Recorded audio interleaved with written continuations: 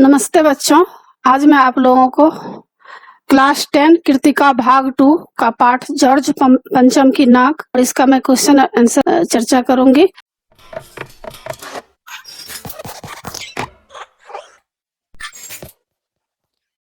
बच्चों, क्लास 9 और क्लास 10 क्षितिज, कृतिका, स्पर्श, संचयन, इन सभी पुस्तकों के सारे चैप्टर्स का इंपॉर्टेंट क्वेश्चन एंड आंसर का पीडीएफ को डाउनलोड करने के लिए और क्लास 9 और क्लास 10 का टेक्स्ट बुक का पीडीएफ फाइल डाउनलोड करने के लिए आप इस वीडियो के डिस्क्रिप्शन में दिए गए प्रोसेस को फॉलो करके आसानी से पीडीएफ फाइल डाउनलोड कर सकते हैं।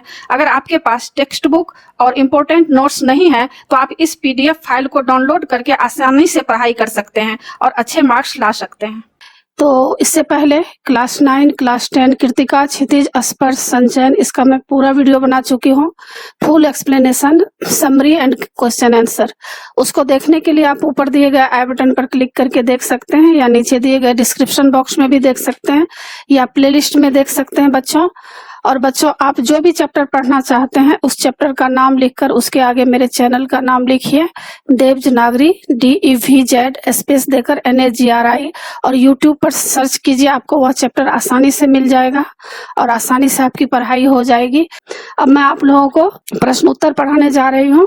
पाठ्य पुस्तक के प्रश्न उत्तर है। पहला प्रश्न, सरकारी तंत्र में जॉर्ज पंचम की नाक लगाने को लेकर जो चिंता या बदहवासी दिखाई देती है वह उनकी किस मानसिकता को दर्शाती है? अथवा जॉर्ज पंचम की नाक को लेकर सरकारी क्षेत्र की बदहवासी किस मानसिकता की द्योतक है? उत्तर, सरकारी तंत्र में जॉर्ज पंचम की नाक लगाने को लेकर जो चिंता और बदहवासी दिखाई देती है उससे उसकी गुलाम मानसिकता का बोध होता है। इससे पता चलता है कि वे आजाद होकर भी अंग्रेजों के गुलाम हैं। उन्हें अपनी उस अतिथि की नाक बहुत मूल्यवान प्रतीत होती है जिसने भारत को गुलाम बनाया और अपमानित किया। वे नहीं चाहते कि वे जॉर्ज पंचम जैसे लोगों के कारनामों को उजागर करके अपनी नाराजगी प्रकट करें। वे उन्हें अब भी सम्मान देकर अपनी गुलामी पर मोहर लगाना चाहते हैं। इस पाठ में अतिथि देवो भव की परंपरा का भी प्रश्न चिन्ह लगाया गया है। लेखक कहना चाहता है कि अतिथि का सम्मान करना ठीक है, किंतु वह अपने सम्मान की कीमत पर नहीं होना चाहिए। दूसरा प्रश्न, रानी एलिजाबेथ के दर्जी की परेशानी का क्या कारण था? उसकी परेशानी को आप किस तरह तर्कसंगत ठहराएंगे? उत्तर, रानी एलिजाबेथ के दर्जी की परेशानी यह थी कि रानी भारत, पाकिस्तान और नेपाल के शाही दौरे पर कौन सी वेशभूषा धारण करेगी। उसे लगता था कि रानी की आन बान शान भी बनी रहनी चाहिए और उसकी वेशभूषा विभिन्न देशों के अनुकूल भी हो। दर्जी की परेशानी जरूरत से अधिक है। किसी देश में घूमते वक्त अपने कपड़ों पर आवश्यकता से अधिक ध्यान देना, चकाचौंध पैदा करना अनावश्यक है। परंतु यदि रानी अपने कपड़ों को लेकर परेशान है तो दर्जी बेचारा क्या करे? उसे तो रानी की शान और वातावरण के अनुकूल वेशभूषा तैयार करनी ही पड़ेगी। तीसरा प्रश्न, और देखते ही देखते नई दिल्ली का काया पलट होने लगा। नई दिल्ली के काया पलट के लिए क्या क्या प्रयत्न किए गए होंगे? उत्तर, नई दिल्ली के काया पलट मतलब नई दिल्ली में जो बदलाव आया है, काया पलट के लिए सबसे पहले गंदगी के ढेरों को हटाया गया, सड़कों, सरकारी इमारतों और पर्यटन स्थलों को रंगा पोता और सजाया संवारा गया होगा। उन पर बिजलियों का प्रकाश किया गया, साथ में सदा से बंद पड़े फव्वारे चलाए गए। भीड़ भाड़ वाली जगहों पर ट्रैफिक पुलिस का विशेष प्रबंध किया गया। प्रश्न संख्या 4, आज की पत्रकारिता में चर्चित हस्तियों के पहनावे और खान पान संबंधी आदतों आदि के वर्णन का दौर चल पड़ा है। क का, इस प्रकार की पत्रकारिता के बारे में आपके क्या विचार हैं? ख में, इस तरह की पत्रकारिता आम जनता विशेषकर युवा पीढ़ी पर क्या प्रभाव डालती है?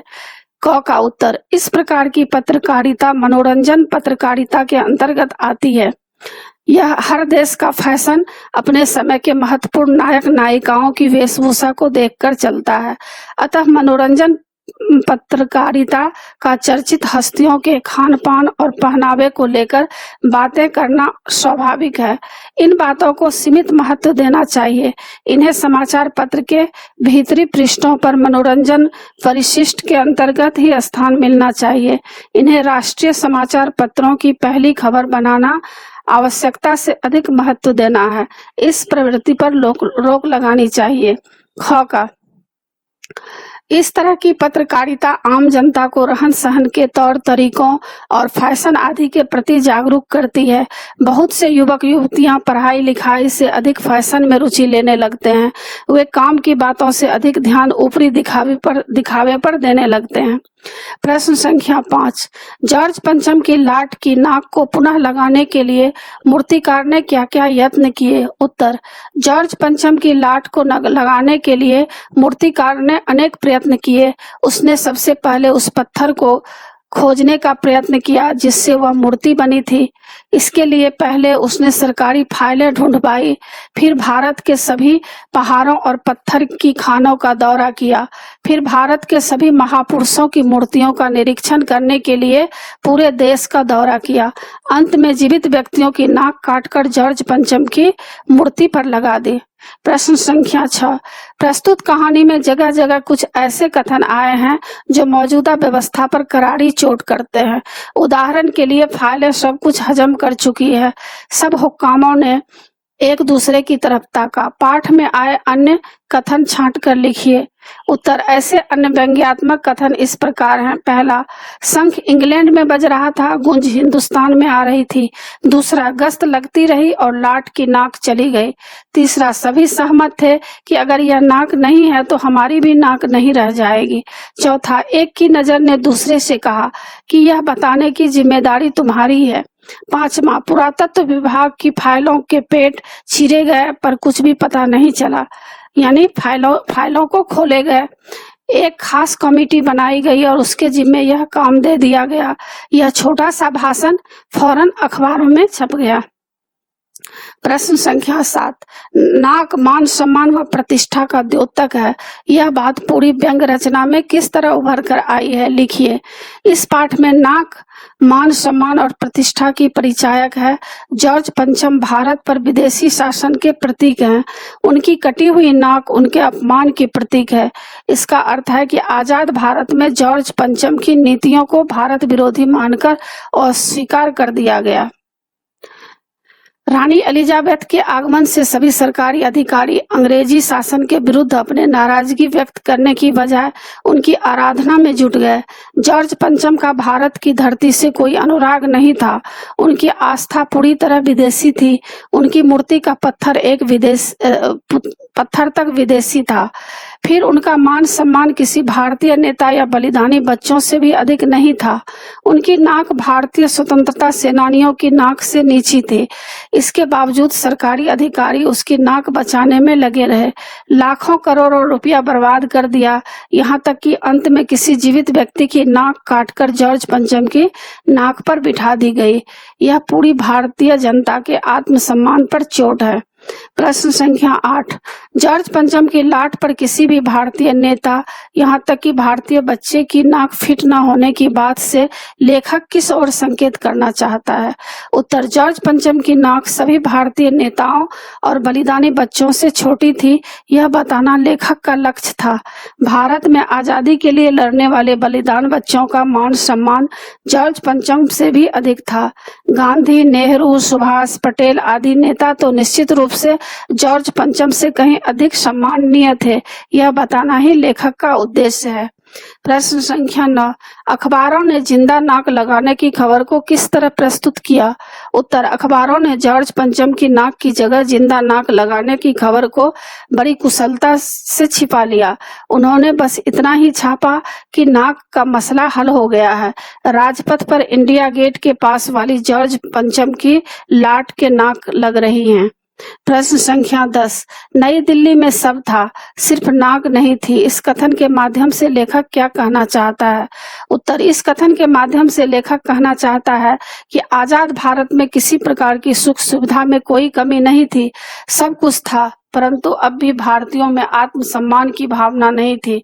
यदि जॉर्ज पंचम ने उन्हें गुलाम बनाकर उनके आत्मसम्मान को ठेस पहुंचाई तो उसे गलत ठहराने की हिम्मत नहीं थी। प्रश्न संख्या 11, जॉर्ज पंचम की नाक लगने वाली खबर के दिन अखबार चुप क्यों थे? उत्तर, उस दिन सभी अखबार इसलिए चुप थे क्योंकि भारत में न तो कहीं कोई अभिनंदन कार्यक्रम हुआ, न सम्मान पत्र भेंट करने का आयोजन हुआ, न ही किसी नेता ने कोई उद्घाटन किया, न कोई फीता काटा गया, न सार्वजनिक सभा हुई। इसलिए अखबारों को चुप रहना पड़ा। यहाँ तक कि हवाई अड्डे या स्टेशन पर स्वागत समारोह भी नहीं हुआ। इसलिए किसी नेता का ताजा चित्र नहीं छप सका। अब अन्य महत्वपूर्ण परीक्षोपयोगी प्रश्न उत्तर है। पहला प्रश्न, अखबारों में जॉर्ज पंचम की खोई हुई नाक की जगह जिंदा नाक लगाने की खबर को किस तरह प्रस्तुत किया गया था? आप इस तरह की प्रस्तुति को देश के स्वाभिमान से जोड़कर टिप्पणी लिखिए। उत्तर, जॉर्ज पंचम की नाक की जगह जिंदा नाक लगाने की खबर को गोलमाल करके छापा गया। पत्रकारों ने यह नहीं बताया कि मूर्ति पर जिंदा नाक लगाई गई है, केवल इतना छापा कि नाक का मसला हल हो गया है। वास्तव में जॉर्ज पंचम की मूर्ति के लिए किसी जीवित मनुष्य की नाक का लगाना बहुत अपमानजनक घटना थी। इससे पूरे भारत की नाक कटती, अतः इसे कुशलता से छिपा लिया गया। प्रश्न संख्या 2, समाचार पत्रों की जन जागरण में क्या भूमिका होती है? जॉर्ज पंचम की नाक पाठ के आधार पर स्पष्ट कीजिए। उत्तर, समाचार पत्र जन जागरण का काम करते हैं। वे प्रत्येक महत्वपूर्ण घटना की ओर देशवासियों का ध्यान खींचते हैं, परंतु यदि वे सरकार के समर्थक और पिट्ठू बन जाएं तो वे देश की बहुत हानि भी करते हैं। वे समस्या को पूरी तरह उभरने की बजाय उस पर लीपापोती कर देते हैं। अखबार वालों द्वारा जॉर्ज पंचम के नाक पर बस इतना छापना, नाक का मसला हल हो गया, सच पर पर्दा डालना है। आगे प्रश्न है, दिल्ली आकर जब मूर्तिकार ने यह जानकारी दी कि जॉर्ज पंचम की नाक से अपने देश के सभी महापुरुषों की नाक बड़ी है, तो दिल्ली के बड़े बड़े लोगों की क्या स्थिति हुई? उनकी इस स्थिति का कारण स्पष्ट करते हुए बताइए कि आपको इस तरह की सूचना से कैसी अनुभूति होती है और क्यों? उत्तर, मूर्तिकार ने दिल्ली के नेताओं को यह सूचना दी कि देश के सभी महापुरुषों की नाक जॉर्ज पंचम की नाक से बड़ी है, तो बड़े बड़े लोगों को बहुत शर्म आई होगी। उन्हें लगा होगा कि वे बेकार में ही जॉर्ज पंचम की नाक लगवा रहे हैं। जॉर्ज पंचम ने देश के लिए कुछ नहीं किया, तब तो हमें गुलाम बनाया, तब भी हम उसके सम्मान की रक्षा में लगे हैं। चौथा प्रश्न, मूर्तिकार ने नाक लगाने के लिए क्या क्या प्रयास किया? क्या आपकी दृष्टि से उसके द्वारा किए गए प्रयास उचित थे? यदि आप होते तो क्या करते?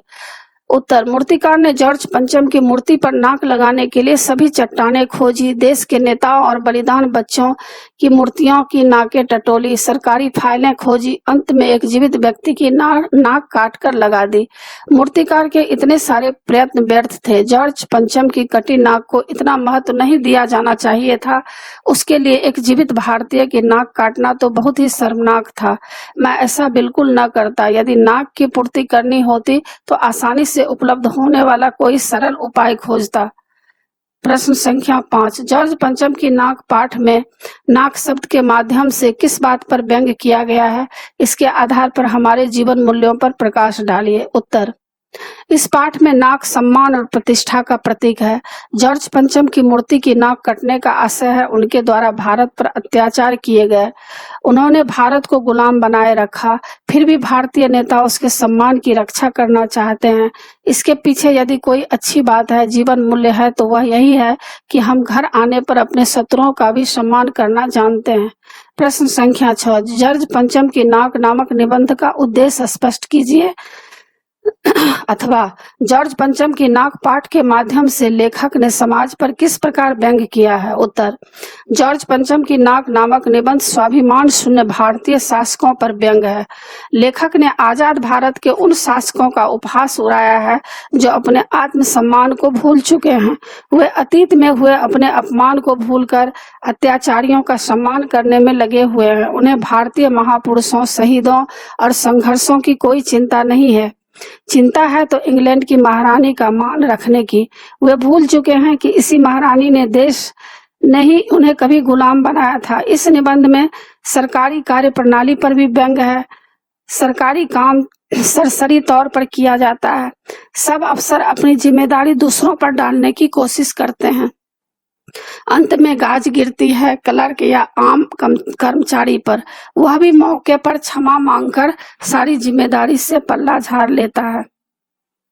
प्रश्न संख्या 7, नई दिल्ली की काया पलट क्यों होने लगी? उत्तर, नई दिल्ली में इंग्लैंड की रानी एलिजाबेथ द्वितीय अपने पति सहित दौरा करने वाली थी। भारत के शासक उनका शाही सम्मान करना चाहते थे, इसलिए नई दिल्ली को पूरी तरह राजसी सज धज से संवारा जाने लगा, यहाँ तक कि उसकी काया पलट हो गई। प्रश्न संख्या 8, इस पाठ में सरकारी गैर ख्वाह किन्हें कहा गया है? उन पर क्या व्यंग है? उत्तर, इस पाठ में सरकार के शुभचिंतकों को सरकारी गैर ख्वाह कहा गया है। उन पर यह व्यंग किया गया है कि वे जैसे तैसे सरकार को चलाने में रुचि रखते हैं। उन्हें राष्ट्रीय स्वाभिमान से कुछ लेना देना नहीं होता। उन्हें जॉर्ज पंचम की काली करतूतों से कुछ लेना देना नहीं, न ही देश हित में किए गए बलिदानों की चिंता है। उन्हें तो जैसे तैसे सरकार को चलाते रहने की चिंता है। प्रश्न संख्या 9, इस पाठ में मूर्तिकार पर क्या व्यंग किया गया है? उत्तर, इस पाठ में मूर्तिकार पर गहरा व्यंग है। लेखक का पहला वाक्य देखिए, मूर्तिकार यूं तो कलाकार था पर जरा पैसे से लाचार था। इनमें दो व्यंग है। पहला व्यंग, मूर्तिकार यूं तो कलाकार था, अर्थात सच मायनों में कलाकार नहीं था, वह व्यवसाय से ही कलाकार था। दूसरा व्यंग है, जरा पैसे से लाचार था। इसमें गहरा कटाक्ष है।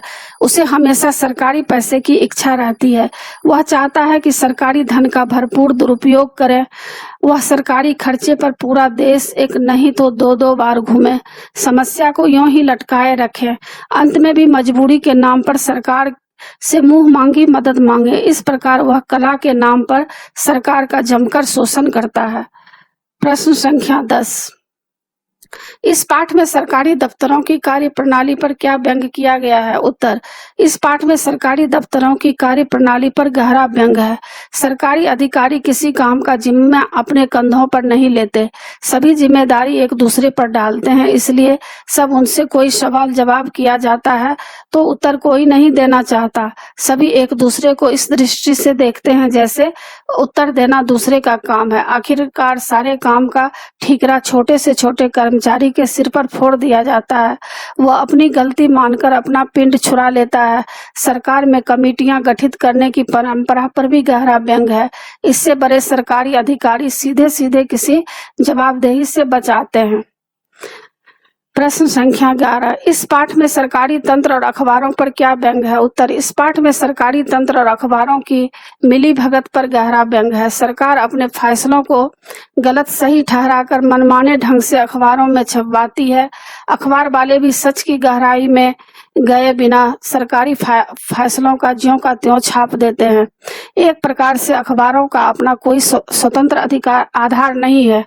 प्रश्न संख्या 12, मूर्तिकार को बिहार के शहीद बच्चों की नाक भी जॉर्ज पंचम की नाक से बड़ी क्यों लगी? उत्तर, मूर्तिकार ने अनुभव किया कि भारत के मान सम्मान के मामले में बिहार के शहीद बच्चे अधिक महत्वपूर्ण हैं। उनके बलिदान का मूल्य जॉर्ज पंचम के मान सम्मान से अधिक महत्वपूर्ण है। जॉर्ज पंचम ने देश को गुलाम बनाया, जबकि उन बच्चों ने गुलामी की जंजीरें तोड़ी। प्रश्न संख्या 13, जॉर्ज पंचम की नाक हटने की बात क्या सिद्ध करती है? उत्तर, जॉर्ज पंचम की नाक हटने की बात से सिद्ध होता है कि भारत के अनेक लोग विदेशी शासकों का जोर शोर से स्वागत सम्मान करने की बजाय उनका अपमान करना चाहते हैं। वे उन्हें उसकी करतूतों का दंड देना चाहते हैं। प्रश्न संख्या 14, जॉर्ज पंचम की नाक रहने और न रहने के प्रश्न पर क्या क्या हुआ? उत्तर, जॉर्ज पंचम की नाक रहे या न रहे, इस पर बड़े आंदोलन हुए। राजनीतिक दलों ने प्रस्ताव पास किया, चंदा जमा किया गया, कुछ नेताओं ने भाषण भी दिए और गर्मागर्म में बहस भी हुई। अखबारों के पन्ने रंग गए, परंतु परिणाम कुछ भी नहीं निकला। तो बच्चों, इसी के साथ पाठ की समाप्ति होती है। आशा है आप लोगों को सब समझ में आ गया होगा। एग्जाम के लिए अच्छी तरह तैयार कर लीजिएगा। और बच्चों, आप मेरे चैनल देवज नागरी को जरूर सब्सक्राइब कीजिएगा और सब्सक्राइब के बगल में जो बेल आइकन बटन है उसे जरूर क्लिक कीजिए, लाइक कीजिए और शेयर कीजिए। कॉमेंट्स जरूर कीजिएगा कि आपको यह पाठ कैसा लगा। नए पाठ के साथ फिर मैं मिलूंगी। धन्यवाद।